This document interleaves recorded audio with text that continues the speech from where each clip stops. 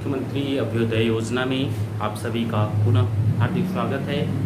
जैसा कि हम लोगों ने बात किया पिछली क्लास की, तो पिछली क्लास में हम लोगों ने बात किया था सैंधव सभ्यता की, और उस सैंधव सभ्यता में ये देखा गया था कि सैंधव सभ्यता किस प्रकार थी, क्या क्या चीज़ें मिली थी। जैसे उसमें हम लोगों ने मोहनजोदड़ो और हड़प्पा को भी देखा, तो ये देखा कि खोज कैसे हुई, उसे प्राप्त कैसे किया गया।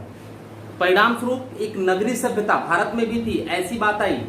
और जब एक नगरीय सभ्यता की बात आ गई, तब हम इस निष्कर्ष पर पहुंचते हैं कि हड़प्पा सभ्यता की खोज के पश्चात उस नगरीय सभ्यता की बात करते हैं जो भारत में भी स्थापित थी, भारतीय उपमहाद्वीप में भी स्थापित थी, और मेसोपोटामियन और मिस्र सभ्यता के लगभग समकालीन थी। ठीक है, हड़प्पा और मोहनजोदड़ो की जब बात आती तो वहां उत्खनन से जो चीजें मिली, उससे मिला कि एक व्यवस्था थी, प्रशासनिक व्यवस्था थी, जिसके अनुसार इस संपूर्ण क्षेत्र का प्रशासन चलाया जाता था। और उस व्यवस्था के अंतर्गत बहुत सी चीजें आती हैं। एक नगरीय सभ्यता की बात आती है, वो भी एकदम व्यवस्थित नगरीय सभ्यता थी। ठीक है, दूसरी चीजें वहां से जो चीजें आई कि वहां पर उत्पादन के साधन भी थे, प्रधानता कृषि की होती थी, लेकिन व्यापार की जो दशाएं थी या भुगतान संतुलन जो था वो भारत के पक्ष में था। अर्थात हम निर्यात ज्यादा करते थे, आयात कम होता था। ठीक है, तो हम लोग एक दो केवल हड़प्पा और मोहनजोदड़ो ही देख चुके थे कि क्या किला।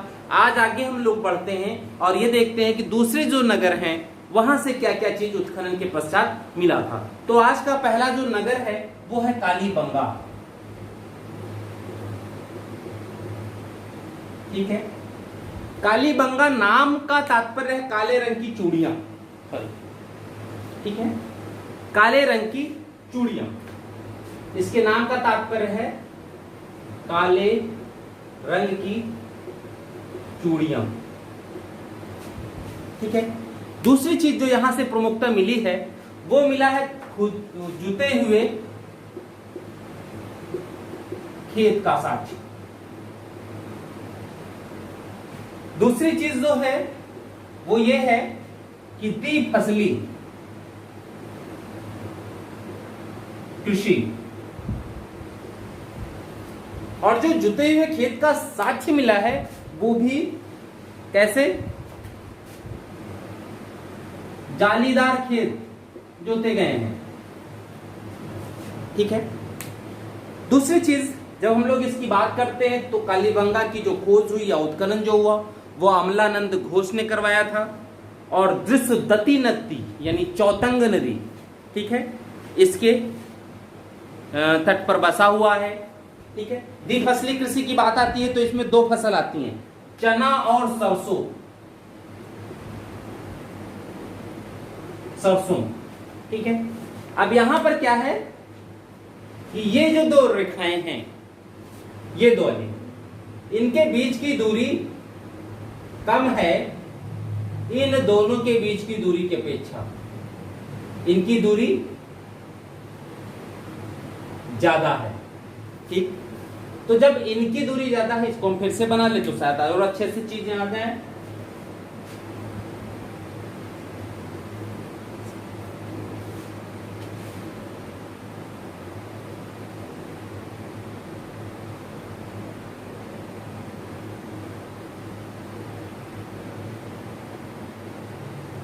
ये स्थिति है। ठीक है, तो ये वाली जो लाइन है इनकी दूरी ज्यादा हो गई, इन दोनों लाइनों पर सरसों की खेती होती थी। ठीक, और ये जो छोटी वाली लाइन है इसमें चना बोया जाता था एक साथ, और ये वर्तमान में भी संभव हो सकता है चना और सरसों, यानी लाइन वाइज खेती करने का प्रमाण जो पहला मिला है वो मिला कालीबंगा से। ठीक है, दूसरा यहां से सड़कों को पक्का बनाने का सोर्स मिलता है, लेकिन इसे हम अभी अपवाद स्वरूप ही लेते हैं।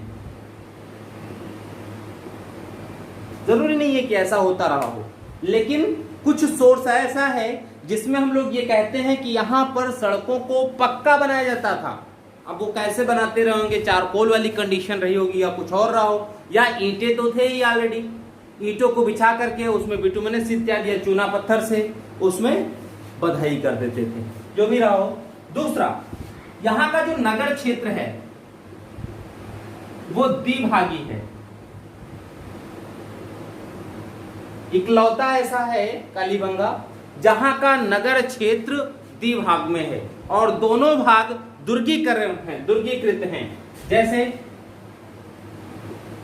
ये स्थिति है, ठीक है, ये नगर क्षेत्र, ये दूसरा ऊपरी नगर, एक ऊपरी नगर एक निचला नगर। जैसे हड़प्पा मोहनजोदड़ो की बात करते हैं तो दोनों एक साथ हैं, लेकिन दुर्गीकृत सिर्फ और सिर्फ ऊपरी नगर है, नीचे वाले नगर नहीं है। ठीक, यहां से युग्म समाधान के साक्ष्य मिलते हैं। कहां से? कालीबंगा से युग्म समाधान के भी साक्ष्य मिलते हैं। ठीक, यहीं से शवों को की अंत्येष्टि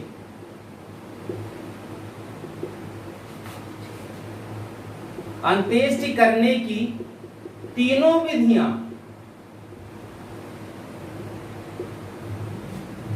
विधियों के साक्ष्य मिलते हैं। अब समस्या यह है कि 3 विधियां कौन सी थी? अब इन 3 विधियों में पहला क्या है कि शव को पूर्ण रूपेण खुला छोड़ दिया जाता था, ऐसे ही फील्ड में छोड़ दिया कि जानवर खा जाए। ठीक है। दूसरा क्या है कि शव को कुछ समय हेतु बाहर छोड़ा जाता था ताकि ऊपर के जो मांस वाले हिस्से हैं उसको जानवर खा जाएं और फिर उसके बाद उसको मिट्टी के हवाले कर दिया जाता था। तीसरा है कि शव को जैसे वो शव मृत व्यक्ति हो कोई, उसको तुरंत ही मिट्टी में दफना दिया जाए। 3 विधियां, जानवरों के लिए छोड़ दो, कुछ समय जानवर खाएं, फिर मिट्टी में दफनाओ और तुरंत ही मिट्टी में दफना दिया जाए। तो ये तीनों विधियों का एकमात्र सोर्स जो है वो कालीबंगा से मिलता है। ठीक है। भूकंप का प्राचीनतम प्रमाण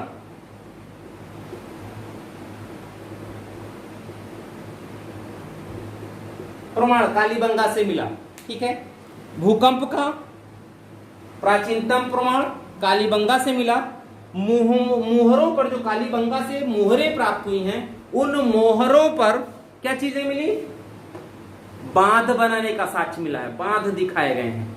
यानी कालीबंगा में बांध निर्माण हुआ रहा होगा, पानी की जो सप्लाई रही होगी वो कहीं ना कहीं नदी के जल को रोक करके यानी बांध बना करके ही किया जाता रहा होगा। ठीक है। दूसरी चीज, यहां पर जल निकास प्रणाली,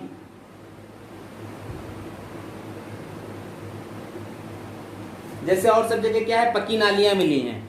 ठीक है, सार्वजनिक नाली मिली है, पक्की नालियां मिली है, वो चीज यहां से नहीं मिलती। लेकिन लकड़ी की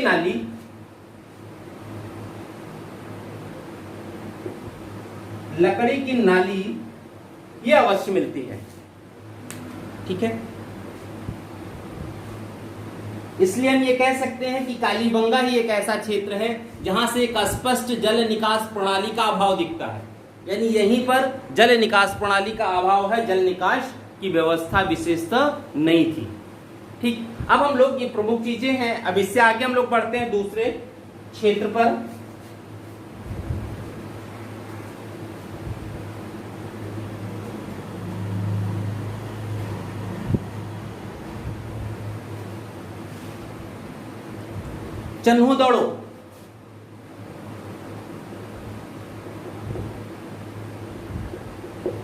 चन्हुदड़ो। ठीक है। सिंध प्रांत में सिंधु नदी के तट पर खोज मजूमदार, यंजी मजूमदार, यंजी मजूमदार के द्वारा किया गया। ठीक है। उत्खनन इसका जो किया, इन्होंने खोजा, उत्खनन किया, मैके ने, दोनों अंतर है, एक ने खोजा है, दूसरे ने उत्खनन किया है। अब देखिए इसके विषय में विशेषता क्या है, इसे औद्योगिक नगर कहते हैं। औद्योगिक नगर कहा गया इसे। ठीक, दूसरी चीजें, यही एकमात्र ऐसा है जिसकी किलेबंदी नहीं की गई थी। ठीक है, इसके किलेबंदी नहीं की गई है, नगर की किलेबंदी, अन्यथा और जो भी नगर मिले हैं उन सब की किलेबंदी की गई है। अब यहां से जो चीजें मिली है, देखिए मैके को, वो क्या थी, गुरियां बनाने का कारखाना, यानी मैके ने गुरियां, मनका यानी, ठीक है, मिट्टी का जो होता था उसको बनाने का कारखाना मिला है, मनके बनाने का,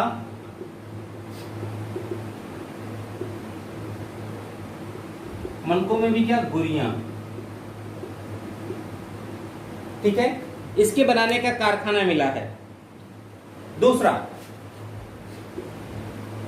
सौंदर्य प्रसाधन में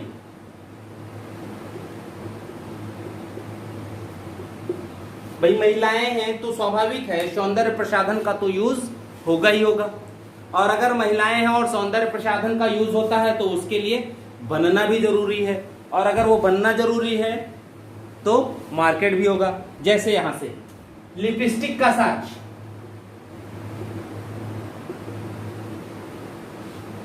लिपस्टिक का साक्ष्य मिला, काजल का साक्ष्य मिला, पाउडर के साक्ष्य मिले हैं। तीनों महिलाओं से संबंधित हो गया, लिपस्टिक, काजल और पाउडर, ठीक है, तीनों के साक्ष्य यहां से मिले हैं। दूसरा, स्याही और दवात,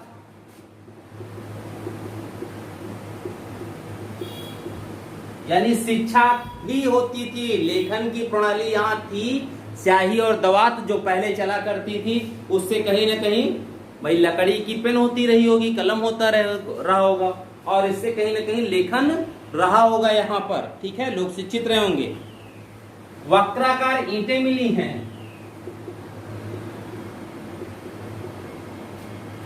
ठीक है। नेक्स्ट देखिए, यहीं से झूकर झांगर संस्कृति के अवशेष मिलते हैं। झूकर झांगर संस्कृत के अवशेष मिलते हैं,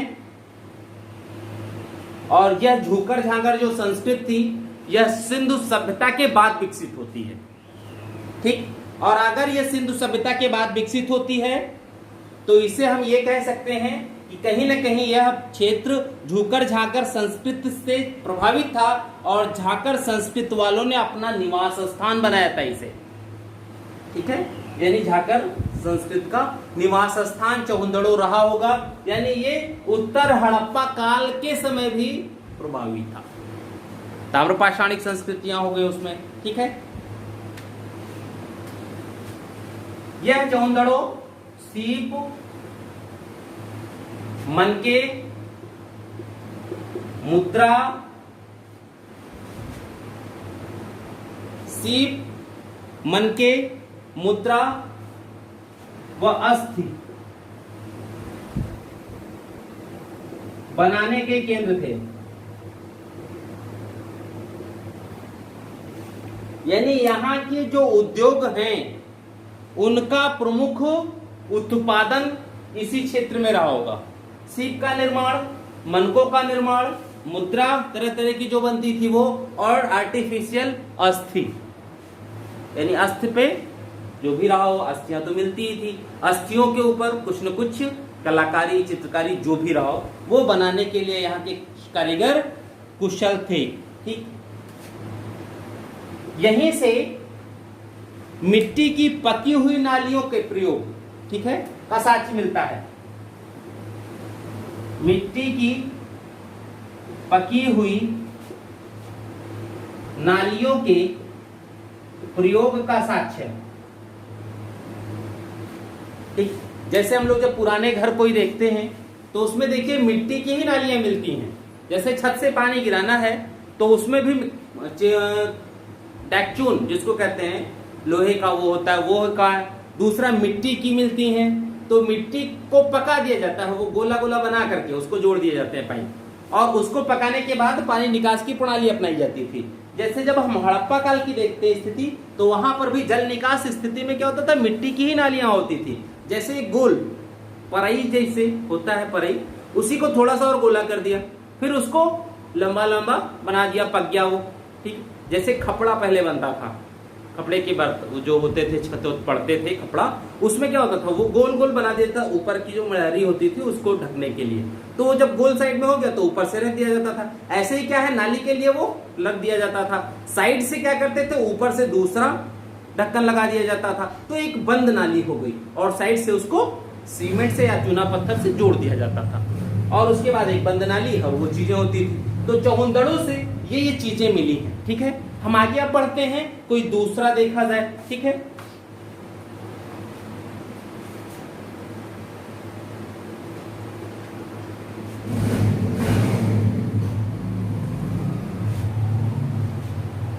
लोथल।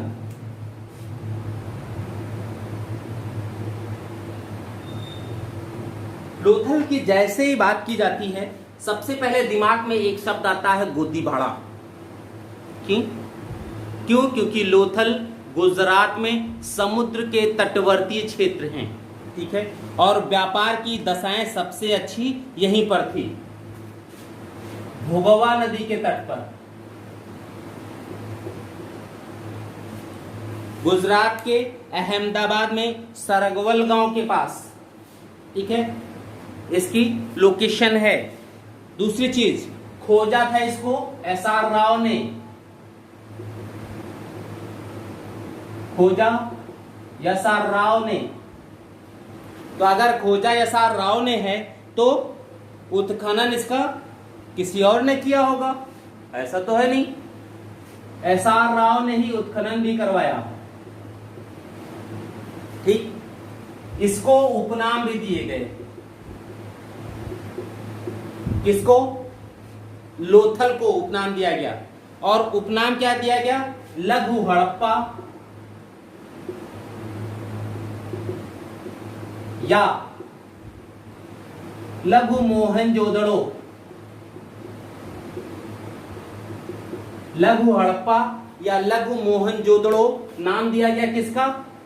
लोथल का। अब देखिए यहां से विशेषता क्या है। पहली विशेषता यहां की, लोथल की संपूर्ण बस्ती एक ही रक्षा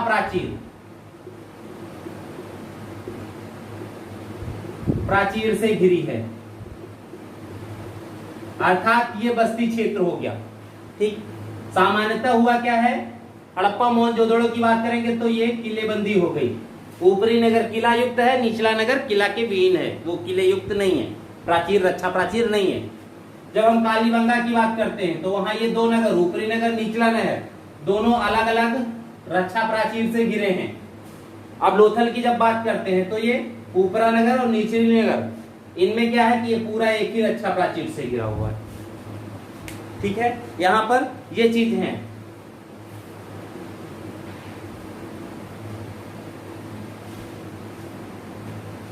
चलिए देखते हैं और आगे। जब इसके हम उत्खनन के बाद देखते हैं तो ये व्यापारिक नगर जैसा लगता है।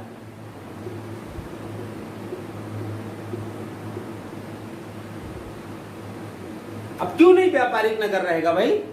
अधिकतर समुद्री व्यापार या दूसरे देशों से जो भी व्यापार हो रहा है उसमें यही नगर काम आ रहा है भाई। यही लोथल गोदीवाड़ा के साक्ष्य मिल रहे हैं और कहीं नहीं मिल रहे हैं। जब गोदीवाड़ा का साक्ष्य यहीं से है, यही बाहर भेजने का साधन है, जल व्यापार टोटल यहीं से नियंत्रित हो रहा है, तो व्यापारिक नगर जैसी आकृति तो इसकी होगी ही।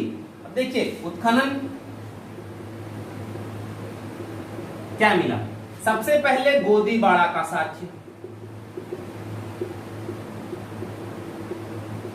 गोदीवाड़ा से तात्पर्य डॉकयार्ड यानी बंदरगाह, बंदरगाह का साक्ष्य कहां से? लोथल से। और ये कहा जाता है कि ये जो गोदीवाड़ा से बंदरगाह का साक्ष्य है, यह मानव निर्मित सबसे बड़ी संरचना हो सकती है संपूर्ण हड़प्पा सभ्यता में। ठीक, अब देखिए यहां पर क्या है।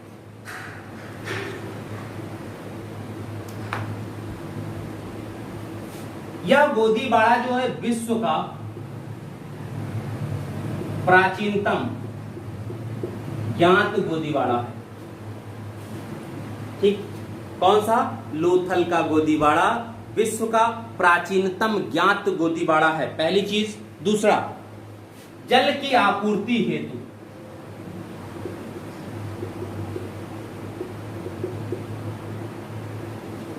जल आपूर्ति हेतु स्लुइस गेट और नहर की व्यवस्था की गई थी।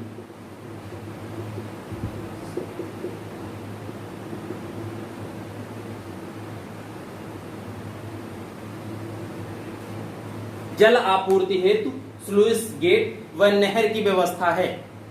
कब? उत्खनन के पश्चात। ये चीजें अब इनकी लंबाई चौड़ाई देखिए। ये जो गोदी बाड़ा है वो 214 मीटर, बहुत बड़े नहीं थे उस समय भाई, अब लेकिन जिस समय की हम लोग बात कर रहे हैं उस समय ये इतना ही बड़ा बहुत हो गया। गुणे 36 मीटर, यानी 36 मीटर चौड़ाई है और 214 मीटर लंबाई है। ठीक है, ये मिला है और संपूर्ण सैंधव सभ्यता की सबसे बड़ी संरचना है।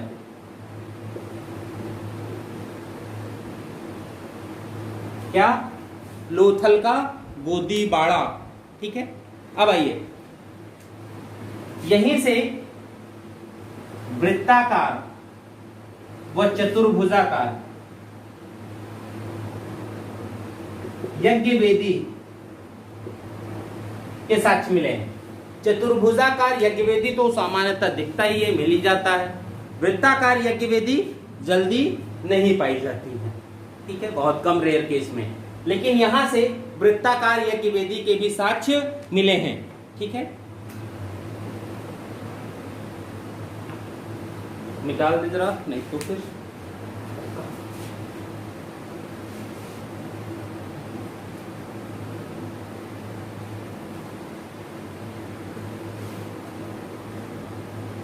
देखिए, मिस्र व मेसोपोटामिया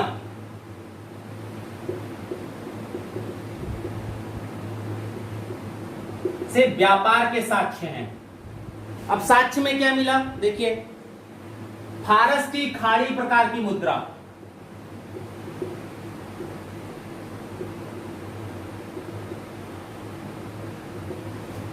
भाई अगर यहां पर मुद्रा मिल रहा है, मुहर मिल रही है, तो स्वाभाविक है कि मुहर मिलने का तात्पर्य है कि वहां से मेरा व्यापार होता रहा होगा।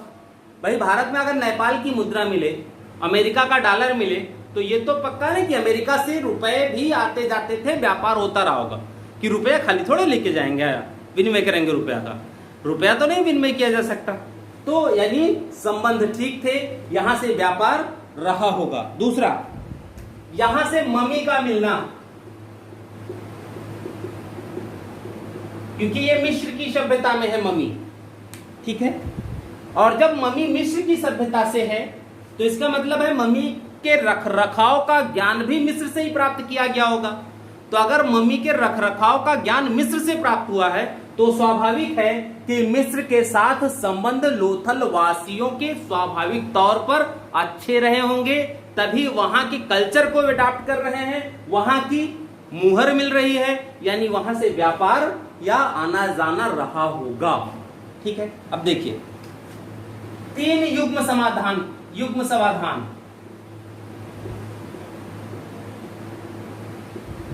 के साक्ष्य हैं। ठीक है, वो भी 3 जोड़े। अब इसमें क्या है कि इसमें ये कहा गया कि ये स्त्री और पुरुष के हैं, तीनों युग्म समाधान में ये दिखाया गया कि स्त्री और पुरुष के हैं। एक छिद्रयुक्त बालक की खोपड़ी मिली है। दूसरा चीज कहते हैं जो छिद्रयुक्त बालक की खोपड़ी है,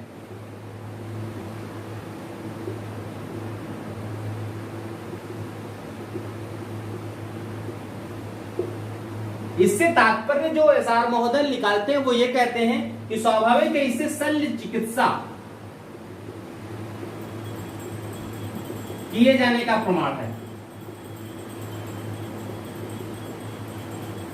शल्य चिकित्सा किए जाने का प्रमाण हो सकता है। जरूरी नहीं है कि ऐसा रहा ही हो, छिद्र युक्त है, कुछ भी रीजन हो सकता है, चोट इत्यादि की वजह से भी हो सकता है। लेकिन जो खोपड़ी मिली है उसके अनुसार एसआर महोदय का भाई पॉजिटिव थिंकिंग है थोड़ी सी, वो ये कहते हैं कि डॉक्टरी होती रही होगी, ऑपरेशन होता रहा होगा। ठीक है। लोथल से तांबे की मूर्ति मिली है। ठीक है, लोथल से तांबे की मूर्ति मिली है। बतख, खरगोश, कुत्ता एवं वृषभ की है जो तांबे की मूर्ति है, वो बतख, खरगोश, कुत्ता और वृषभ की हैं ये मूर्तियां जो तांबे की मिली। ठीक है, तो ये चीजें लोथल से मिली हैं। अब दूसरा क्या है लोथल से?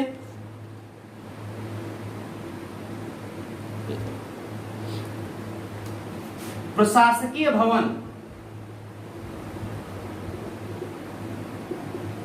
या इसे कह सकते हैं शासक का आवास। ये भी रहा होगा, 4-5 कमरे का है, तो वो शासक का आवास भी हो सकता है, प्रशासकीय भवन हो सकता है। लकड़ी का अन्नागार,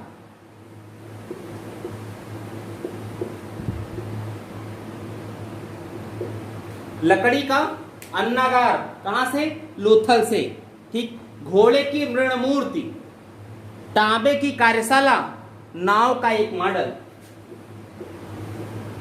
तांबे की कार्यशाला यानी तांबा का वहां उपयोग होता था। दूसरा, नाव का मॉडल, भाई नाव क्यों नहीं दिखेगी वहां? गोदीबाड़ा जब वही है, समुद्री व्यापार वहां होता है, तो समुद्री व्यापार बिना नाव के तो हो नहीं सकता था कि समुद्र में उतरे दौड़ते हुए चले गए, ऐसा तो हो नहीं सकता था, नाव के साथ ही होगा। तो नाव का मॉडल मिलना कोई आश्चर्य की बात नहीं थी। अगर गोदीबाड़ा का साक्ष्य मिल गया तो नाव तो वहां स्वाभाविक तौर पर मिलेगी ही। ठीक है। दूसरा, यहां पर चालाक लोमड़ी की कहानी की आकृति मिली है। ठीक है, चालाक की आकृति यानी विष्णु शर्मा का लेखन या तो पहले रहा होगा या तो विष्णु शर्मा यहां से प्रभावित रहे होंगे। जो भी हो, पंचतंत्र की बात यहां आती है, उस चालाक लोमड़ी की बात यहां की गई है। आटा पीसने की जो चक्की होती थी उसके 2 पार्ट मिले हैं। ठीक, यानी घिरनी जो होती है उसके दोनों पार्ट मिले हैं, यानी उस समय भी उसी के माध्यम से 2 पत्थर को ऊपर नीचे रख दिया जाता था, बीच में होल होता था, उसमें एक डंडी लगी होती थी कि उधर उधर न भागे, और उस डंडी में थोड़ी सी जगह होती थी, जहां बीच वाला होल है वो बड़ा होता था, डंडी छोटी होती थी, उसी में अनाज डालते जाते थे और फिर घुमाते जाते थे साइड से। ठीक है, दोनों पार्टों के बीच में अनाज आकर के महीन हो जाता था पिस करके। ठीक है, तो वो अभी बहुत पहले भी चलती थी। अब गांवों से वो चीजें हट रही हैं, लेकिन अभी भी दाल इत्यादि की उसमें उसका उपयोग किया जाता है, लेकिन पहले हर घर में मिलता था सिलबट्टा और वो चकिया। अब स्थिति क्या है, कुछ ही घरों में है, अधिकतर जगहों पर नहीं है। ठीक है, हाथी दांत की पटरी मिली है यहां से, हाथी दांत की पटरी मिली है। ठीक, यहां की जो मुद्रा है उसके पृष्ठभाग पर, मुद्रा के पृष्ठ भाग पर सूती कपड़े के निशान मिले हैं।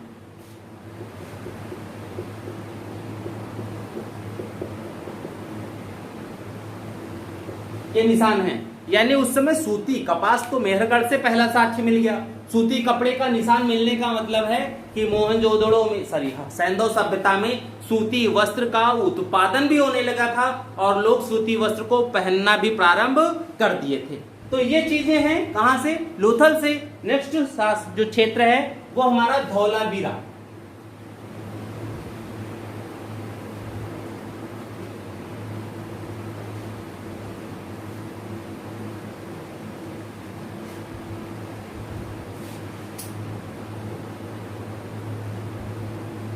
धौलावीरा, ये हम देखें कि धौलावीरा से क्या क्या चीजें मिली और क्या चीजें नहीं मिली हैं, क्योंकि अंतर है हर जगह अपने क्षेत्र भौगोलिक परिस्थिति के अनुसार वहां उत्खनन, वहां की रहन सहन, ये सारी चीजें आती थी। तो धौलावीरा से भी एक महत्वपूर्ण नगर है, वहां से भी बहुत सी चीजें मिली होंगी।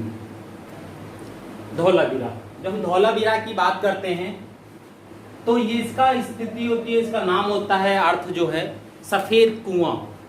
ठीक है, धौला का अर्थ होता है सफेद और वीरा का अर्थ होता है कुआं। क्योंकि धौलावीरा से एक कुआं मिला है इसीलिए इसे धौलावीरा कहा गया। और सफेद क्यों कहा गया? क्योंकि यहां की जो मिट्टी है वो सफेद रंग की है, तो चूंकि मिट्टी सफेद है और कुआं मिल गया तो सफेद कुआं, सफेद मिट्टी प्लस कुआं, धौलावीरा। ठीक, अब इसका देखिए स्थिति कहां है? कच्छ, गुजरात,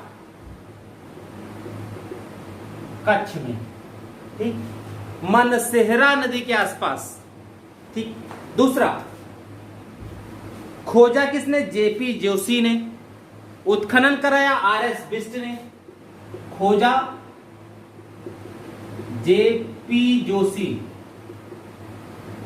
ने, उत्खनन आरएस बिष्ट के द्वारा किया गया। ठीक, अब देखिए यहां से मिला क्या क्या। इसके विषय में यह कहा जाता है कि एक आयताकार नगर है।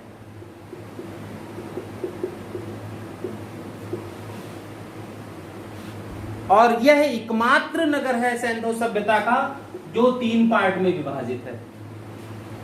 और ये तीनों पार्ट का जो दुर्गीकरण है वो अलग अलग है।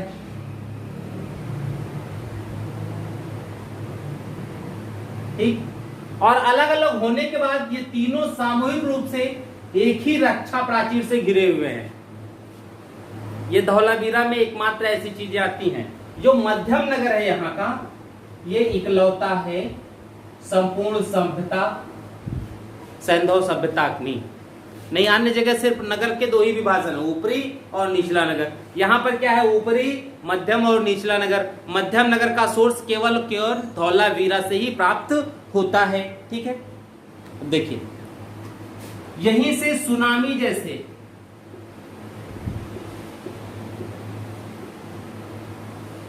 सुनामी नाम तो सुना ही होगा, समुद्री तूफान का प्राचीनतम साक्ष्य है।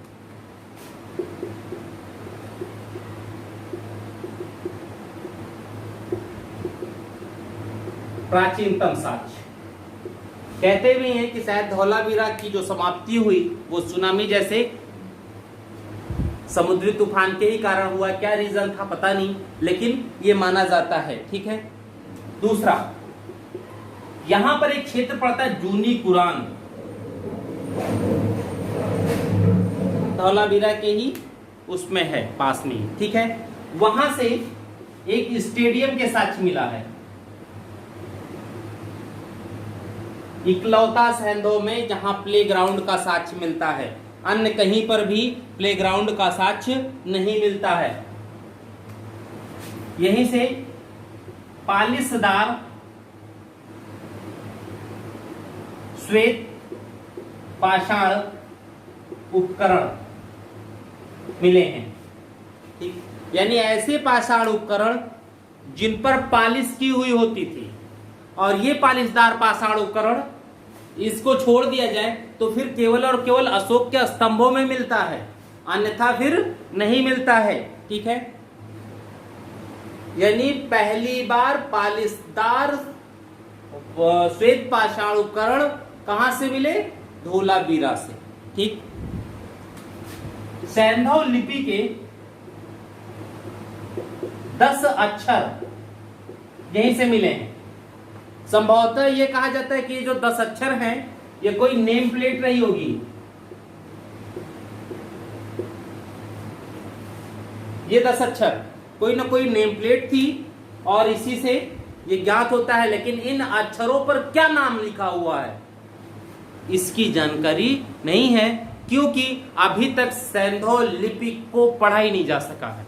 बहुत प्रयास भी किया गया पढ़ने के लिए कुछ भी आ जाए, लेकिन जब तक सारे शब्द नहीं मिल सकते, सारे शब्द नहीं मिल जाते हैं, तब तक उस लिपि के विषय में किसी भी प्रकार का कोई ज्ञान नहीं हो सकता। सैंधव लिपि के विषय में भी यही हाल है। ठीक है, यहाँ का जो जल प्रबंधन है वो अति विशिष्ट है।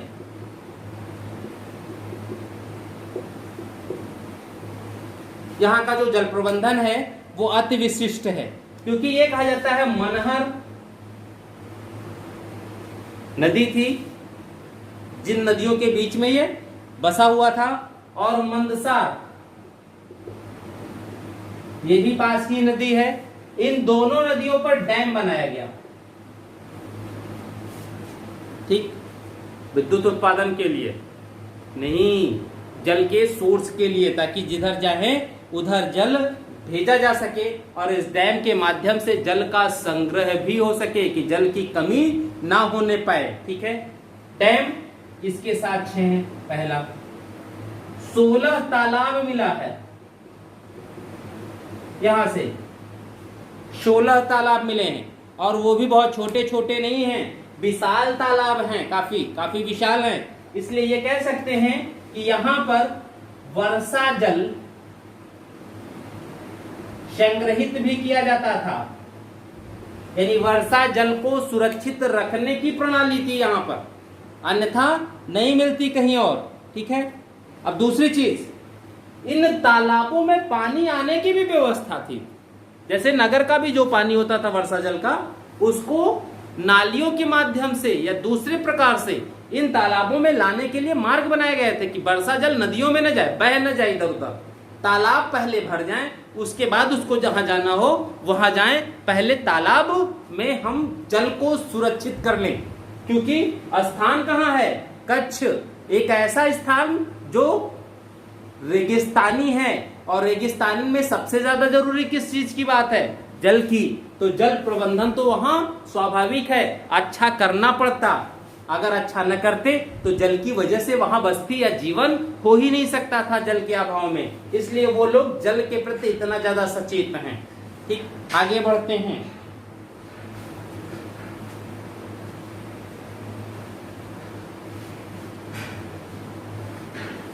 देखिए, यहां से नेवला, ठीक है, नेवला के पत्थर की मूर्ति मिली है, नेवले के पत्थर की मूर्ति।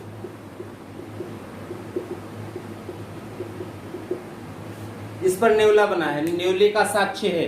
दूसरा, गिरगिट की प्रतिमा मिली है।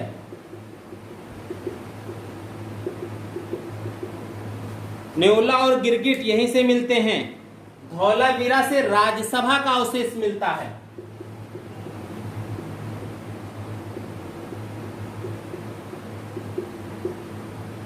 यानी विद्वत जनों की परिषद का अवशेष मिलता है। सुनामी जैसे समुद्री तूफान का प्राचीनतम साक्ष्य यहीं से मिला। कहां से? धौलावीरा। यानी धौलावीरा का जो विनाश हुआ होगा वो स्वाभाविक हो सकता है सुनामी की वजह से हुआ हो। ठीक है, नेक्स्ट नगर की तरफ बढ़ते हैं।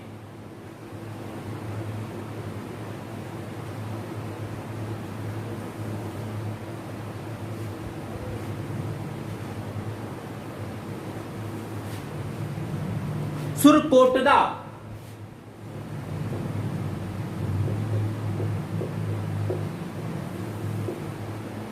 सुरकोटड़ा, ठीक है, गुजरात के कच्छ जिले में यह भी है। जल निकास प्रणाली यहां पर भी अच्छी रही होगी। दूसरा, इसका जो उत्खनन हुआ वो जगपत जोशी ने करवाया और उन्होंने ही खोजा भी था 1964 में। यहां से जो सबसे महत्वपूर्ण चीज मिली है, जगपति जोशी ने इसे खोजा। ठीक, कच्छ में मिला ये। ठीक, अब यहां से जो उत्खनन के बाद सोर्स मिले हैं, स्रोत हैं किसके? वो सबसे पहले घोड़े का हड्डियां ये पाई गई यहीं से, घोड़े की हड्डियां।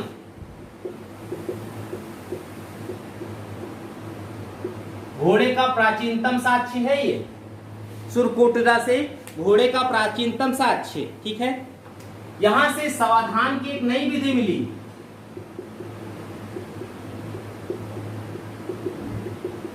क्या? कलश समाधान, अर्थात मृत व्यक्ति को कलश के अंदर रख करके दफन कर देना। ठीक, एक नई विधि है यहीं से। यहां पर पत्थर की चिनाई वाले भवनों के साथ मिले हैं। जैसे लोग कहते हैं आखिर पत्थर से कैसे भवन बन जाएगा, छत कैसे पड़ जाएगी। बिहार साइड जब आप जाएंगे पूर्वांचल में, तो वहां पर अधिकतर पत्थर के गाटर पड़ते हैं उनकी, ठीक है, उसी के छत पड़ते हैं।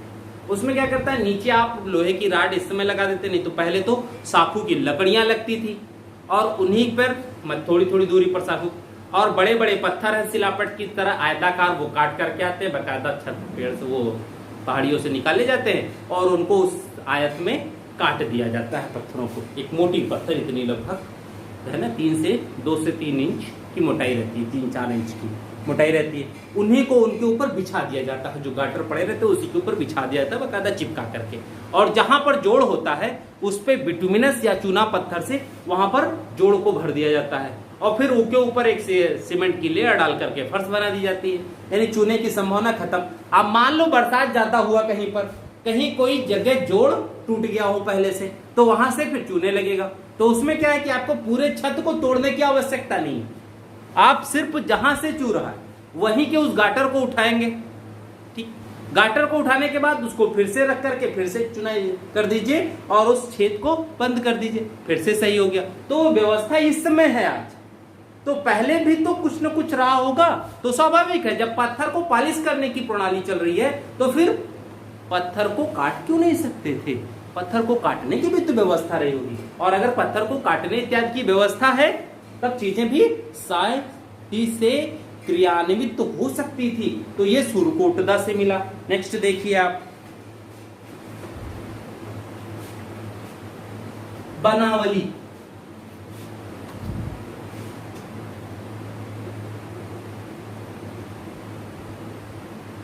बनावली, ठीक, हरियाणा के हिसार जिले में,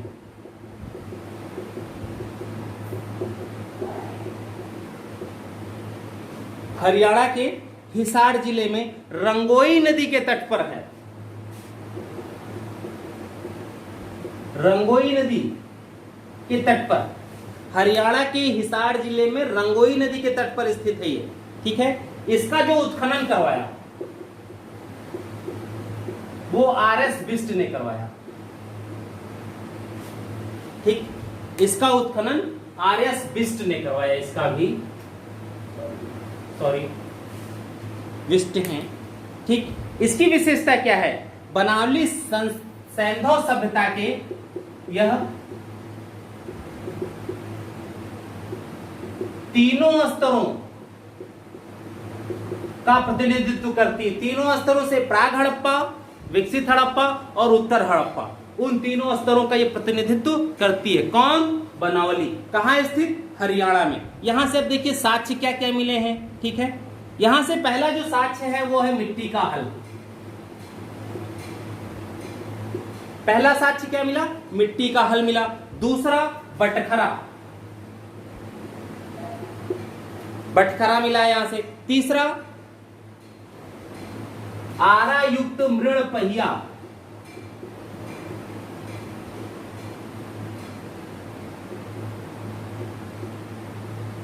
तो वाली स्थिति हो गई जो बाहुबली में भल्लाल देव के रथ के पास लगा हुआ था मृण पहिया, ठीक है। यहीं से सड़कें नगर को तारांकित भागों में बांटती हैं, यानी समकोण पर काटती हुई सड़कें रही होंगी, ठीक है। यहाँ के मकानों में रसोई घर एवं धावन पात्र मिला है। मकानों में रसोई घर, अरे घर का है लिखा जाता, घर व धावन पात्र। धावन पात्र क्या, बर्तन धोने वाला स्थान जो था, ठीक है, वो मिला है यहां से।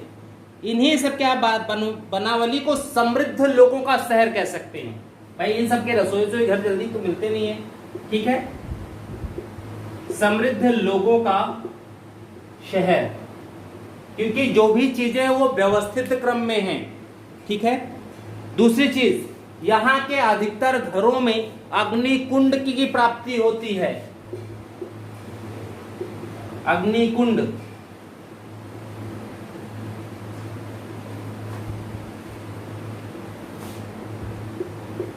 अग्निकुंड की प्राप्ति हुई है अधिकतर घरों में, यानी बनावली में जो भी चीजें हैं व्यवस्थित हैं। घरों में रसोई घर अलग से मिल रहा है, अग्निकुंड मिल रहा है, धावन पात्र मिल रहे हैं, सब चीजें एकदम व्यवस्थित।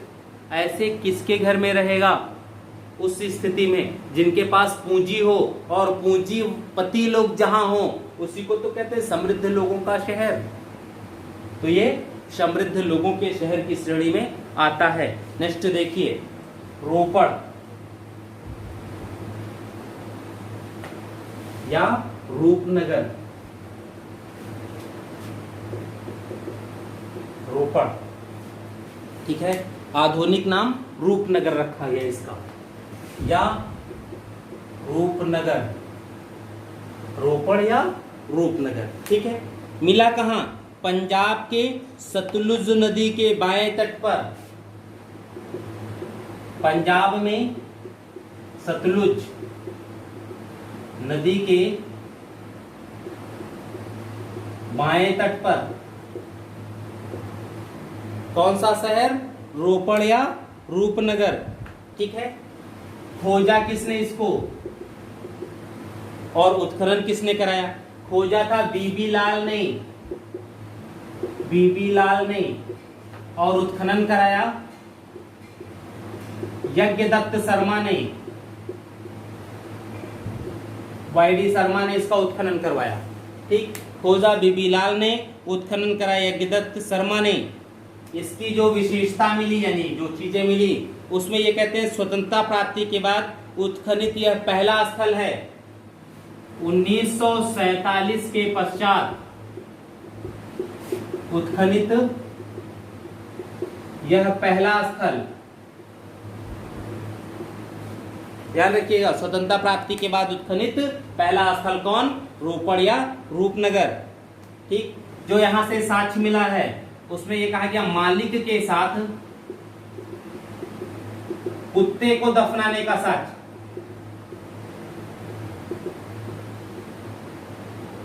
ऐसा भी होता था कि वफादार जो होते थे, अगर मालिक मर जाता था और वफादार भी वियोग में चला जाए या नहीं भी गया है, तब पर भी मार के उसको भी मालिक के साथ ही दफन कर दिया जाता था। यानी पहले भी लोगों की सोच ये रही होगी कि जो मेरी प्रिय चीज है उसे मेरे मरने के साथ जानी चाहिए, ताकि वह ऊपर भी मेरे साथ रह सके।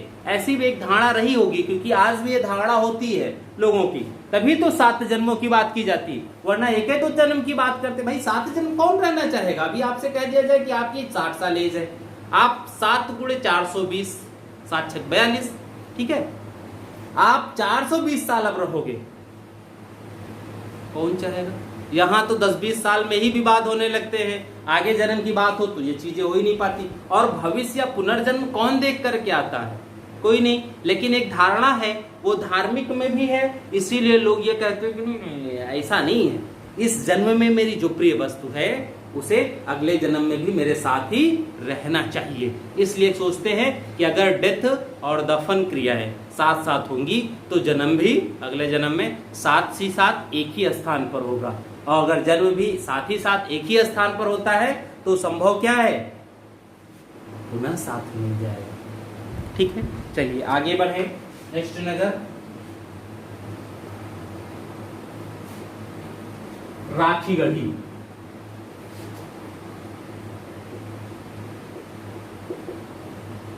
नेक्स्ट नगर राखीगढ़ी, ठीक है।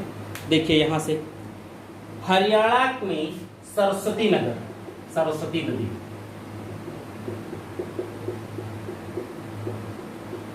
नदी के तट पर, जिंद जिला है इसका, हरियाणा के जिंद में, ठीक है, राखीगढ़। खोजा इसे सूरजभान ने, ठीक, और उत्खनन करवाया सूरजभान ने ही। अब देखिए इसकी विशेषता क्या थी राखीगढ़ी की। यह भारत में स्थित सबसे बड़ा हड़प्पनपुरा स्थल है।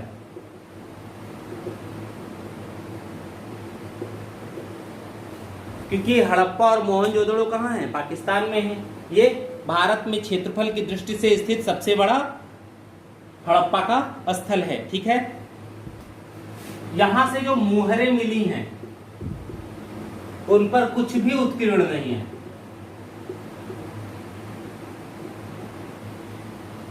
यहां की मुहरों में कुछ भी उत्कीर्ण नहीं है, ज्यादातर सादा है, यानी बिना लेख की मुहर यहीं से मिली है। ठीक है।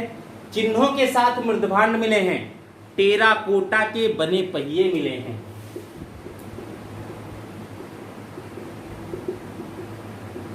टेराकोटा यानी मिट्टी, ठीक है, पका करके जो होती है, उसके पहिए मिले हैं। छगड़ा गाड़ी मिली है, झुनझुना मिला है, यहीं से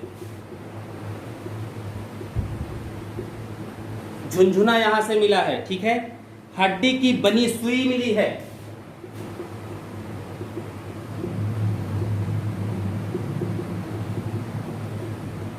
ठीक, हड्डी की सुई मिली है। दूसरा क्या है? यहां से मनके बनाने का कारखाना मिला है, क्योंकि लगभग 3000 अर्धनिर्मित मनके मिले हैं। अर्धनिर्मित मनके हैं, संख्या उनकी 3000 की है। और दूसरी चीज यहां से जो है, चिकना करने वाले पत्थर मिले हैं, घर्षण पत्थर।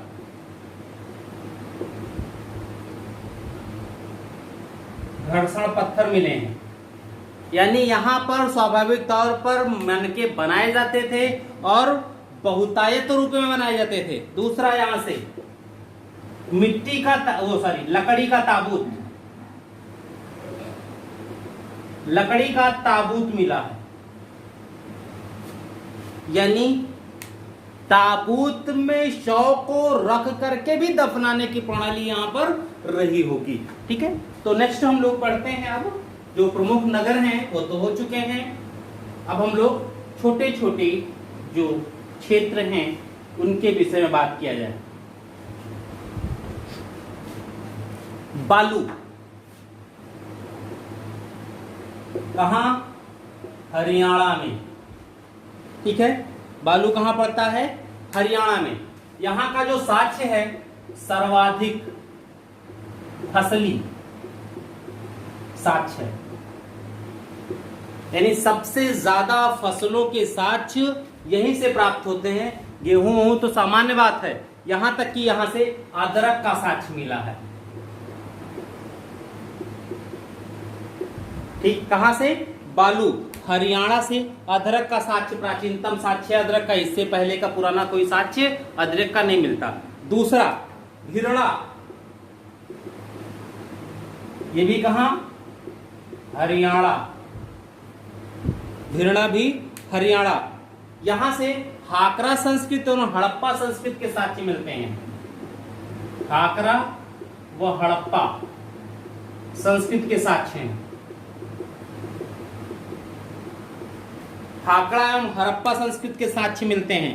ठीक है, दूसरी चीज, यहां से 6 से 7 कमरों वाला आवास मिला है।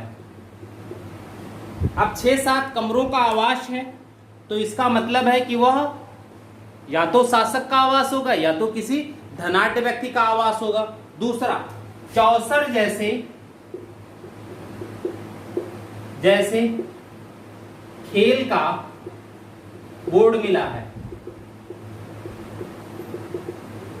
यानी उस समय लोग शतरंज से वाकिफ थे या शतरंज को चौसर के रूप में खेलते थे। ठीक है, तुक्का है, कोई दिक्कत नहीं, ये भी था। नेक्स्ट, आलमगीरपुर, यूपी का सबसे बड़ा स्थल। ठीक, कहां? मेरठ में हिंडन नदी के तट पर। ठीक है, हिंडन का यमुना की सहायक नदी है, उसके तट पर इसकी खोज जो हुई वो भारत सेवक समाज एक संगठन था, उसके द्वारा 1958 में किया गया। ठीक है, उत्खनन इसका वाई.डी. शर्मा ने किया। उत्खनन वाई.डी. शर्मा ने, खोज भारत सेवक समाज के द्वारा किया गया। ठीक है, यहां से जो मिला है वो मिला सूती कपड़े व कपास का साक्ष्य। कहां से? आलमगीरपुर से सूती कपड़ा व कपास का साक्ष्य मिलता है। नेक्स्ट स्थल मांडी।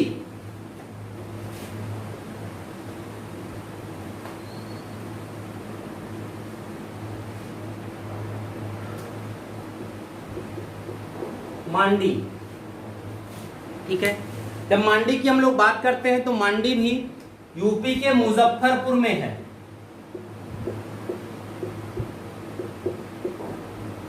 यूपी के मुजफ्फरपुर में मांडी मिला है।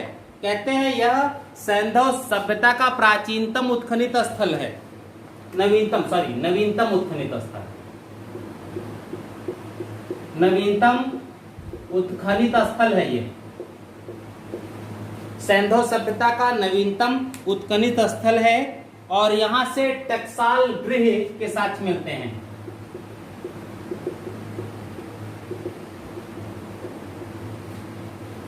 यानी मांडी से सैंधव सभ्यता के टकसाल गृह, यानी यहां सिक्कों की ढलाई होती थी, मिंट हाउस का साक्ष्य मिला है। हुलास, ठीक है। हुलास भी सहारनपुर जिले में है, यूपी के।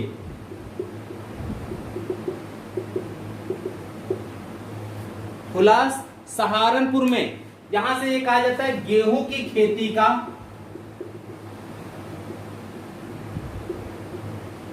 अस्पष्टता साक्ष्य मिलता है।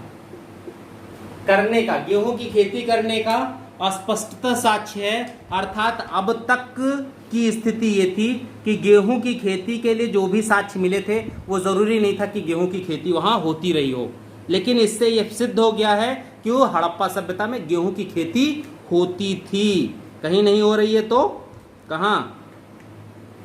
हुलास में हो रही है। ठीक है। रोजदी, रोजदी कहां पड़ रहा है? गुजरात में। मिला क्या? हाथी के अवशेष मिले हैं रोजदी से हाथी के अवशेष मिलते हैं। बालाकोट कहां पड़ता है? पाकिस्तान के बलूचिस्तान में।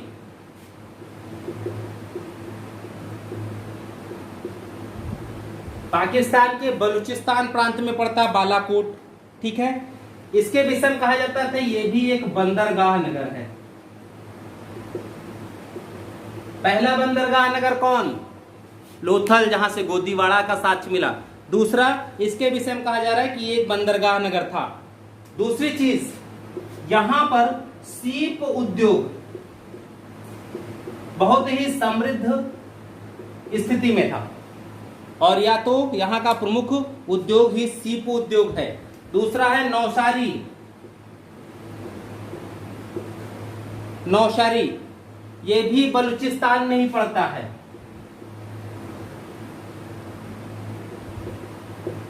पाकिस्तान में बलूचिस्तान प्रांत में पड़ता है। यहां से स्त्रियों की मृण मूर्तियां मिली हैं।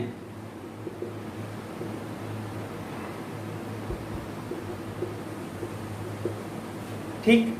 और सबसे बड़ी बात यह है कि उन स्त्रियों की जो मृण मूर्तियां मिली हैं उनकी मांग में सिंदूर मिला है।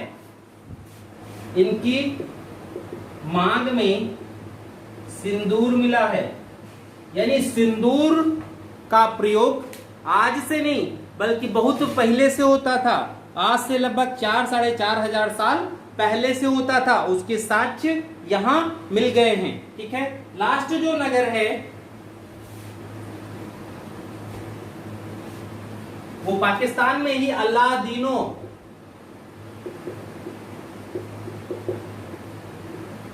अल्लादीनो, ठीक है। इसके विषय में कहा जाता है बिना सुरक्षा दीवार के घेरा था। ये बिना सुरक्षा दीवार के घेरा है यहां पे। ठीक है। इसका दूसरा ये कहते हैं कि ये हड़प्पा जो सभ्यता है उसका एक गांव है ये अल्लाह दिनो।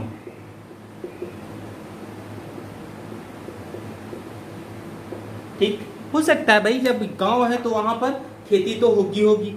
ठीक, दूसरा यहां से टेराकोटा के मर्दान में भारी संख्या में रत्न आभूषण मिले हैं। ठीक, यानी टेराकोटा यानी मिट्टी का एक बर्तन है, गगरी मिली है सोने और चांदी वाली। ठीक है, भारी संख्या में आभूषण। ठीक, अब देखिए इन आभूषण में धातुएं कौन कौन सी हैं। इन आभूषणों में सोना, चांदी, कांसा इत्यादि के हार यानी गले वाला। ठीक, तथा चांदी की बहुधारी हार मिली है।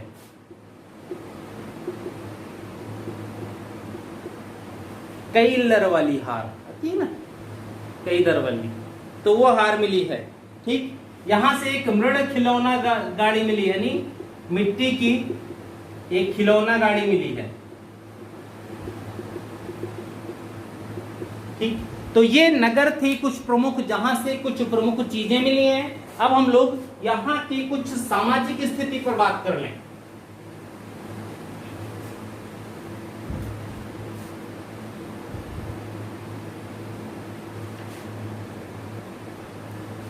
सैंधवकालीन नगर नियोजन की बात करते हैं।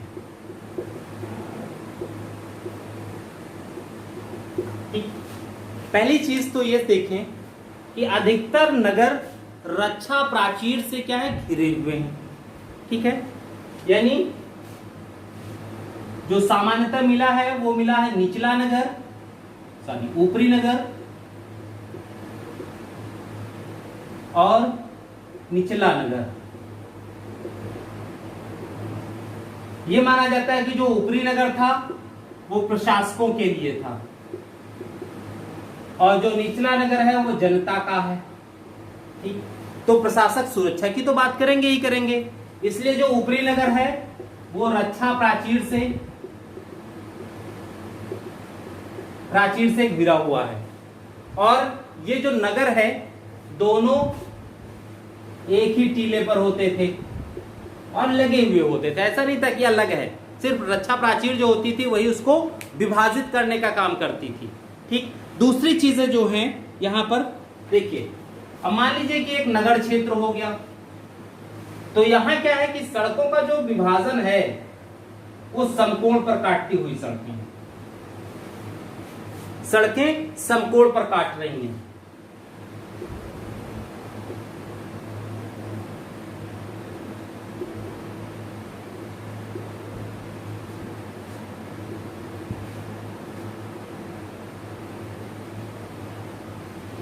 अब देखिए प्रमुख मार्ग जो है उसकी चौड़ाई ज्यादा है और जैसे ही लिंक मार्ग पर आते हैं उनकी चौड़ाई क्या होगी, कम होती जाती है। यानी लिंक मार्ग की चौड़ाई कम, प्रमुख मार्गों की चौड़ाई ज्यादा है। अब आवासीय बस्ती देखिए क्या है कि जो गलियां हैं वो काफी पतली होती थी।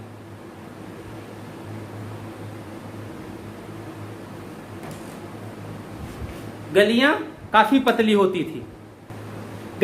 होती थी, जो आवासीय भवन होता था, ठीक है, वो पक्की ईंटों के बनते थे। ठीक, भवन जो है आवासीय वो पक्की ईंटों के बन रहे हैं और सारे मकान लगभग जो मिले हैं वो 2 मंजिला हैं। यानी इन मकानों पर चढ़ने के लिए सीढ़ियों का भी उपयोग होता था और सीढ़ियां भी यहां मिली हुई है। तो अगर सीढ़ियां भी मिली हैं तो इन अधिकतर घरों में सीढ़ियां हैं। ठीक, साइड से एक साइड से सीढ़ियां भी मिली हैं। ठीक है, इनका जो फर्श है वो पक्की ईंटों का है। कहते हैं पक्की ईंटों को से निर्मित किया जाता था, बाकी ईंटें बिछा दी जाती थी और फिर चूना पत्थर से ऊपर से लेप मार दिया जाता था। ठीक, अब छत की बात आई तो छत कैसे पड़े, तो कहते हैं जो छत होता था उस पर घास फूस ये बिछा दिया जाता था। संभव है, घास फूस बिछाया जा सकता था। ठीक, और घास फूस बिछाने के बाद इन घास फूस पर मिट्टी थोप दी जाती थी। जैसे गांव में आप जब जाइए तो गांव में देखिए एक चीज होती है क्या, कि जो छपरा के बाद क्या कहते हैं उसको, मिट्टी का ही ढकने के लिए जैसे बाउंड्री बना दी गई, वैसे ही वो मिट्टी वो उसका घास का ही बना देते हैं, घास क्या खर का, ठीक है, टटिया जिसको कहते हैं, खर की टटिया बना देते हैं। और उस टटिया पे करते क्या है कि बहुत सौंदर्यीकरण, भाई चारों तरफ से कमरा है, कमरे को टटिया से ढका गया है, तो उस सौंदर्यीकरण के लिए उस टटिया पर मिट्टी की लेप कर दी जाती है कि वो और सुंदर लगे। बहुत से ऐसे जैसे बंगालियों के घर में जब जाएंगे, इस साइड में जो बंगाली बसे हुए उनके घर में देंगे, तो उन टटिया पर मिट्टी की लेप है और मिट्टी के लेप के ऊपर भी वो डिजाइन पूरी चित्रकारी करते हैं, पूरा एक से एक डिजाइन बहुत खूबसूरत लगता है, तो वो करते हैं। तो ये लोग भी क्या करते थे छत में, पहले तो घास फूस की डिजाइन बिछाई गई, घास फूस बिछाने के बाद ऊपर मिट्टी की पूरी एक लेप थोप दी जाती थी, ठीक है, कि पानी रुकने ना पाए। छत भी जो होगा वो ढालदार होगा कि पानी अगर रुका तो भाई नीचे चुएगा ही चुएगा, ठीक है, क्योंकि छप्पर भी जो बिछाए जाते हैं वो भी ढालदार बनाए जाते हैं। और जब मिट्टी की लेप है तो मिट्टी भी कैसी रहेगी, मजबूत रहेगी। ठीक, घास के साथ हो सकता है कि उसके साथ मिला करके मिट्टी लगाई जाए ताकि चिकनापन भी रहेगा और गलने की संभावना भी उसकी कम रहेगी। ठीक, कहते हैं खिड़कियां जो हैं घरों की, खिड़कियां जो हैं वो गलियों की ओर खिलती थी। ठीक, खिड़कियां अगर गलियों की तरफ खुलती हैं तो वेंटिलेशन की भी पूरी व्यवस्था रही होगी, और अगर वेंटिलेशन की व्यवस्था है ठीक तो वो ज्यादा सही रहा होगा। देखिए, अब कालीबंगा का ही जो अपवाद मिलता है वो ये कहा जाता है कालीबंगा के मकान निर्माण में ईंट का प्रयोग हुआ। ठीक, कच्ची ईंट, वो भी पकी हुई नहीं, कच्ची ईंट का प्रयोग हुआ। एक अपवाद है कालीबंगा के मकान निर्माण में कच्ची ईंट का प्रयोग हुआ है, अन्यथा और सभी जगहों पर मकान निर्माण में कौन सी ईंट, पकी हुई ईंटों का प्रयोग हुआ है। ठीक है, सब जगह क्या होता है, खिड़कियां जो हैं किधर, गलियों की तरफ खुलती हैं। लोथल की भी खिड़कियां सड़कों की तरफ खुलती हैं। समस्या ये था, लोथल में खिड़कियां सड़कों की ओर खुलती थी। मान लो कि ये सड़क है, ठीक है, तो जैसे वर्तमान में अगर बनती है, मकान बनते हैं तो मुहाना इधर होगा। ठीक, अब ये गली हो जाती थी, ये भी सड़क हो गई। तो लोथल में क्या है कि लोथल में ये एंट्री करते थे, ठीक, ये मुहाना होता था और खिड़कियां इधर होती थी। ये हो सकता है सुरक्षा के लिहाज से हो, क्योंकि गलियां संकरी होती हैं, गलियों में कोई भी बाह्य आक्रमण बड़ी कठिनाई से होगा, गलियों में आपके प्रतिरोध करने की क्षमता बढ़ जाती है। ठीक है, तो ये चीजें इधर प्रतीकात्मक दरवाजा रहा हो, जो भी चीज रहा हो। ठीक है, दूसरी चीज, मोहनजोदड़ो में एक आवास क्षेत्र मिला है जो 27 कमरों का है, यानी काफी बड़ा आवास क्षेत्र हो गया। 27 कमरों का मकान, और उस मकान में एक आंगन, इसमें आंगन, यानी आज जो घर मिलते हैं उस घर की पूरी वो चीजें हैं। ठीक है, तो ये तो हो सकता है राजा या शासक जो भी रहा हो उसका भी मकान हो सकता है। ठीक, बनावली के एक मकान में बैठक एवं स्नानागार भी मिला है।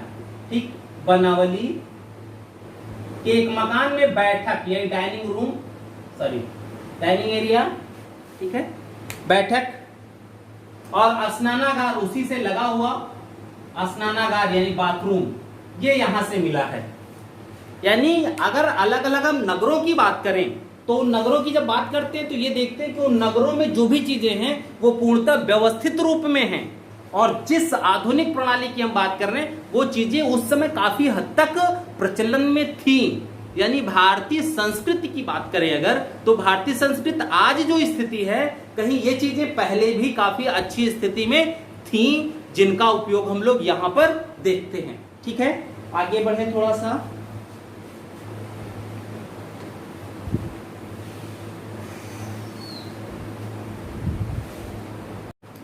धार्मिक जीवन, जीवन। जब हम हड़प्पा की या सैंधव संस्कृति के धार्मिक जीवन की बात करते हैं तो ये देखते हैं कि इस समय भी कई देवी देवताओं की पूजा होती थी और उनकी उन मोहरों पर उन चीजें दर्शाई गई हैं। जैसे पहला, मातृ देवी की पूजा।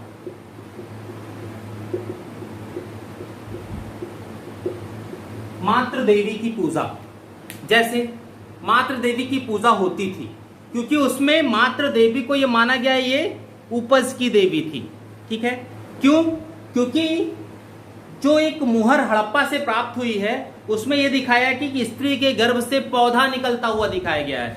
हड़प्पा से एक मुहर मिली है जिसमें स्त्री के गर्भ से एक पौधा निकलता हुआ दिखाया गया है। साथ ही साथ बहुत सी ऐसी मूर्तियां मिली हैं जो नारी की आकृति में हैं, यानी नारी की आकृति का प्रचलन यानी नारी की पूजा उस समय होती थी।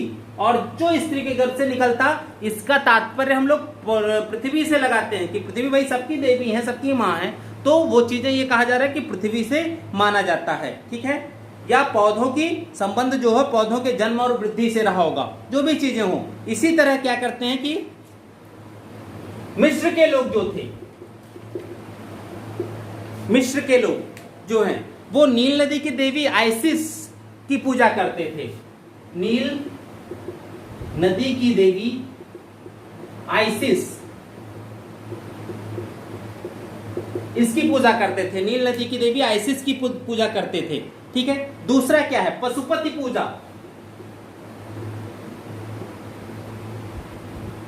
पशुपति पूजा की बात आती है। पशुपति का संबंध शिव से किया जाता है, यानी शंकर से किया जाता है। कारण क्या है? मोहनजोदड़ो की एक मुहर मिली है, से एक मुहर मिली और इस मुहर पर एक आकृति बनी हुई है। ठीक है, इसमें एक त्रिमुखी पुरुष को पद्मासन की मुद्रा में बैठे हुए दिखाया गया है। ठीक, योग मुद्रा में बैठे हुए दिखाया गया है। कहते हैं इसके एक दाहिनी तरफ हाथी, एक बाघ और बाईं तरफ गैंडा और भैंसा है।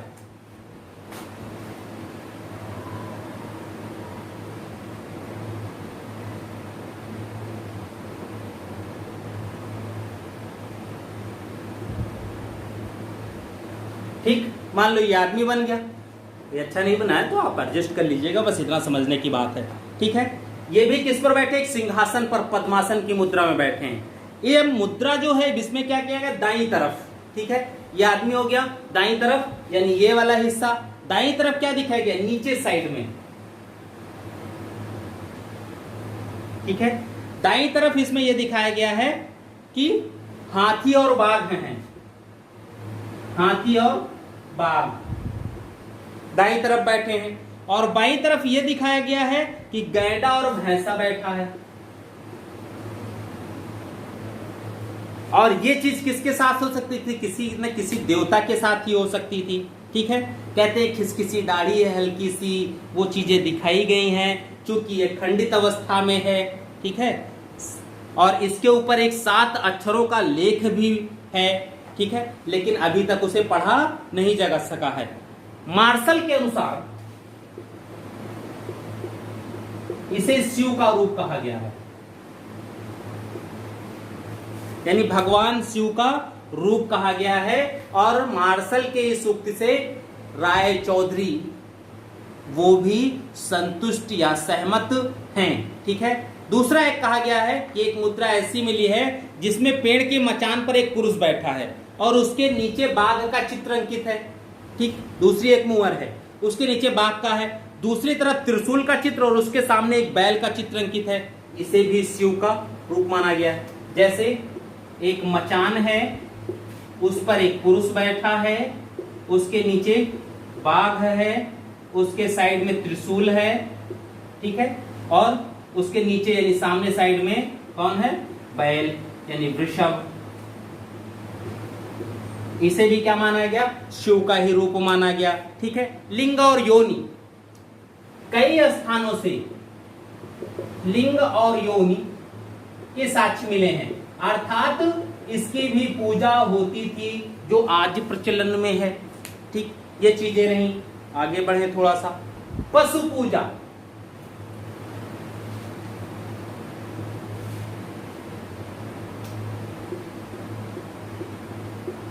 पशु पूजा, बहुत सी मुहर ऐसी मिली हैं जिन पर वृषभ का अंकन है। क्यों वृषभ का अंकन है? क्योंकि पशुओं में जो कृषि व्यवस्था है, जो उत्पादन की व्यवस्था थी, वह उत्पादन की संपूर्ण व्यवस्था पशुओं पर निर्भर है।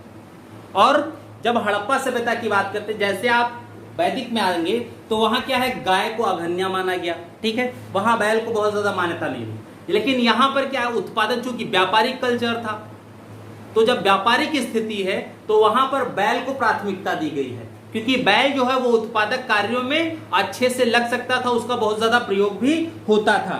इसलिए अधिकतर मुद्राएं जो मिली हैं उसमें पशुओं का अंकन मिलता है, और इसीलिए हम ये कह सकते हैं कि इस समय पशुओं की भी पूजा होती थी। नाग पूजा,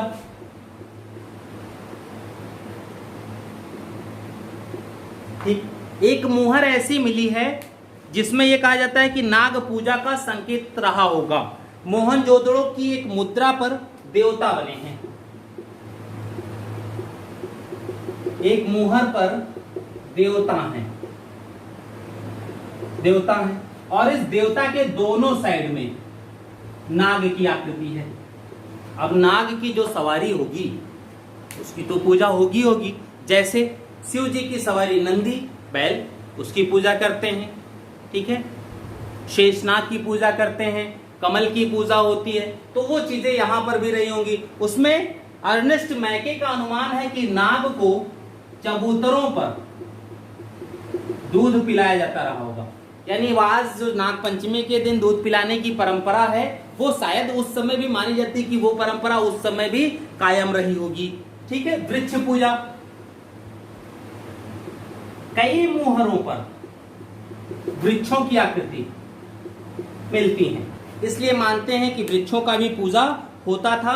मुहर और मृदभांड सब पर मिलता है। उन वृक्षों में पीपल, बबूल, नींबू, नीम, खजूर, ताड़, केले के पौधे आदि का अंकन है। अर्थात ये जितने भी पौधे हैं इनसे कहीं ना कहीं कुछ न कुछ जरूर मिलता है, और ऐसे उत्पादक पौधों का अंकन तो हो ही सकता था। पूजा होती थी कि नहीं होती थी ये माने नहीं रखता है। यहाँ ये है कि ये उत्पादक पौधे थे, इसलिए समाज में इनको महत्वपूर्ण स्थान दिया जाता था।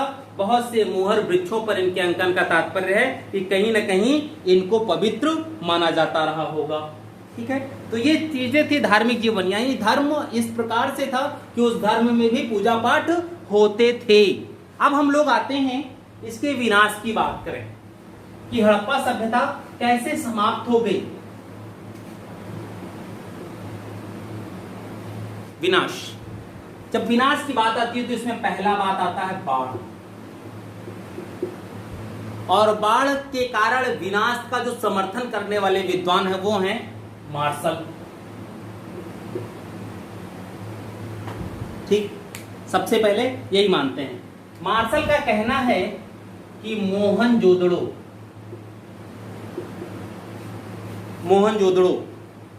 मैके ने चौहुंदड़ो, मार्शल मैके ने चौहुंदड़ो, ठीक है, तथा यसार राव ने लोथल,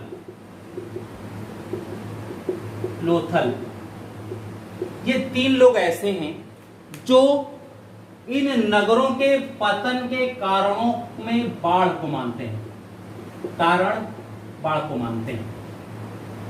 मार्शल ये कहते हैं कि मोहनजोदड़ो की जो खुदाई हुई, खुदाई के पश्चात ये पता किया गया कि इसके 7 स्तर मिले। ठीक, यानी मिट्टी के जो स्तर मिले हैं वो 7 लेयर मिले हैं, और उन 7 लेयरों का मतलब है, इनका कहना है ये कि वो 7 लेयर जो है वो बाढ़ के द्वारा लाई गई गाद है। ठीक, यानी पहली बार लाया गया, विनाश हो गया, कुछ लोग बचे, कुछ भाग गए, मिट्टी पड़ गई, फिर दोबारा बसा नगर, फिर बाढ़ आ गई, फिर दोबारा बसा नगर, फिर बाढ़ आ गई, और धीरे धीरे लोग जब बाढ़ लगातार आने लगे तो धीरे धीरे लोग क्या होगा, नगर छोड़कर भाग गए। ठीक है, ये चीजें आई। लेकिन कहते हैं कि इनसे इन 3 नगरों की तो बात आती है, लेकिन जिन दूसरे नगरों में ये चीजें नहीं मिली हैं उन नगरों के पतन पर प्रभाव नहीं पड़ता या उनके विषय में कोई जानकारी नहीं मिलती है, क्योंकि ये नगर जो है वो नदियों के किनारे हैं। जो दूसरे ऐसे नगर हैं जो नदियों के किनारे स्थित नहीं थे, उनके पतन का क्या हुआ पता नहीं। तो दूसरा रीजन ये कहा जाता आर्यों का आक्रमण।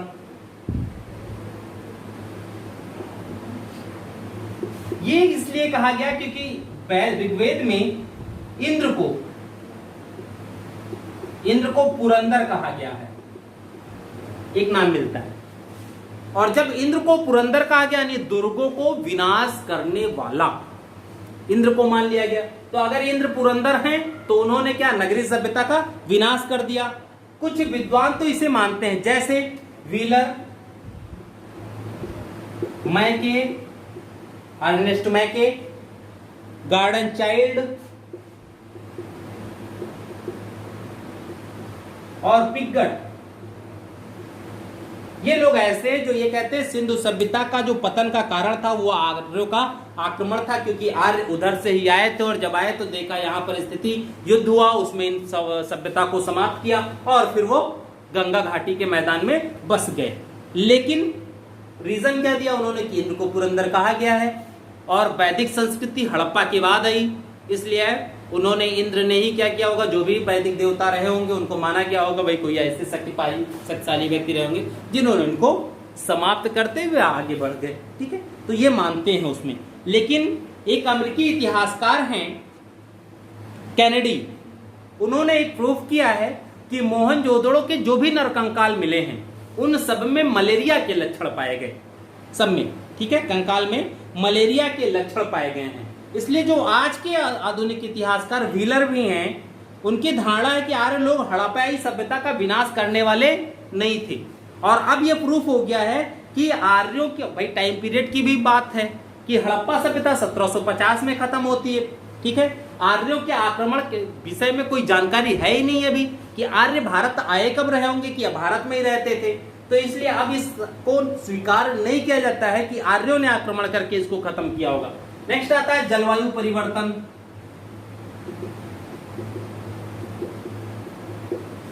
इसके पक्ष में आर.एल. स्टाइन और अमलानंद घोष हैं।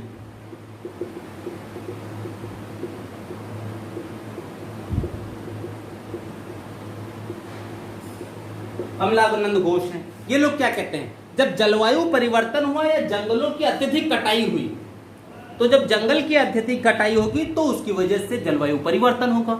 और जब जलवायु परिवर्तन हुआ तो इसकी वजह से जो वहां वर्षा पहले बहुत होती थी वहां अब वर्षा कम होने लगी। और जब वर्षा कम होने लगी तो धीरे धीरे जल के जो स्रोत थे राजस्थान, गुजरात, कच्छ में, वो स्रोत खत्म हो गए। और जब वो स्रोत खत्म हो गए तो फिर वहां लोग रहना क्यों पसंद करेंगे भाई, जहां पानी नहीं है वहां भूखों थोड़े मरना है, प्यासे थोड़े मरना है। तो वहां से लोग अपने आप को धीरे धीरे विस्थापित करने लगे। दूसरा आता है भूतात्विक परिवर्तन।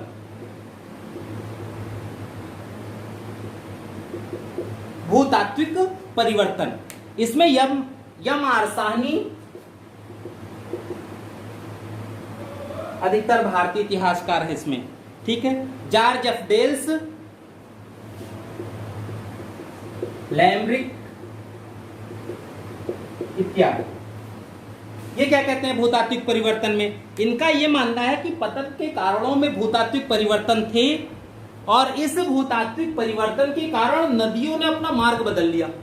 और जब नदियों ने मार्ग अपना बदला तो भाई चूंकि जल के स्रोत नदी ही होती थी, और जब नदी मार्ग बदल रही है तो उनको समस्या भी होगी, सिंचाई के लिए, पीने के लिए पानी का अभाव हो जाएगा। जैसे सरस्वती नदी लुप्त हो गई। ठीक है, और इनके स्थानांतरण के कारण क्या हुआ कि जो नगर बसे हुए थे वो नगर भी धीरे धीरे एक स्थान से, जब पानी वानी है नहीं तो उस दुर्व्यवस्था में क्यों रहेंगे, उन्होंने उस स्थान को छोड़ा और दूसरी जगह शिफ्ट हो गए। ठीक, नेक्स्ट जो आता है वो आता है विदेशी व्यापार के कारण जो गतिरोध आया।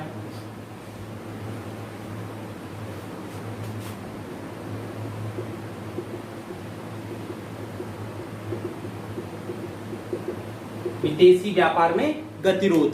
ठीक है, अब देखिए यहां इसका है WF अल्ब्राइट ने यह मत दिया। WF अल्ब्राइट, इन्होंने ये मत दिया है। ठीक है, और इसमें ये कहा गया कि मेसोपोटामिया के जो साक्ष्य मिले हैं उसमें ये कहा गया सैंधव सभ्यता का अंत लगभग 1750 ईसा पूर्व माना गया। मेसोपोटामिया की सभ्यता में साक्ष्य के अनुसार सैंधव सभ्यता 1750 के आसपास समाप्त हो गई।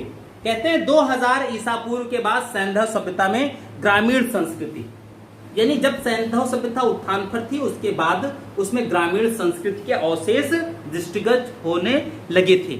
अब अगर ग्रामीण संस्कृति के अवशेष दृष्टिगत हो रहे हैं, यानी व्यापारिक संस्कृति नगरीय सभ्यता धीरे धीरे लुप्त हो रही है। ठीक, और इसकी वजह से इनका आर्थिक ढांचा जो था वो लड़खड़ाने लगा। क्यों?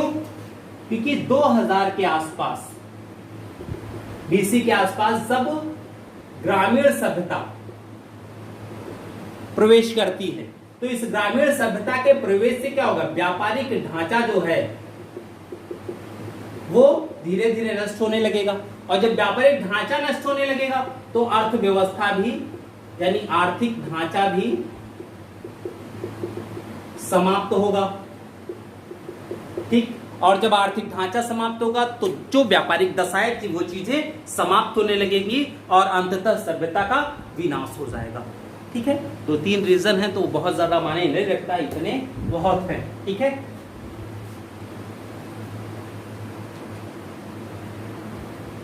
सैंधव सभ्यता हम लोगों का खत्म हुआ, समाप्त हुआ। ठीक है, नेक्स्ट क्लास जो होगी हम लोगों की वो होगी वैदिक पर। ठीक है, तो आज के लिए बस इतना ही। मुख्यमंत्री अभ्युदय क्लास को देखने के लिए और उससे जुड़ने के लिए आप सभी का बहुत बहुत स्वागत है। धन्यवाद।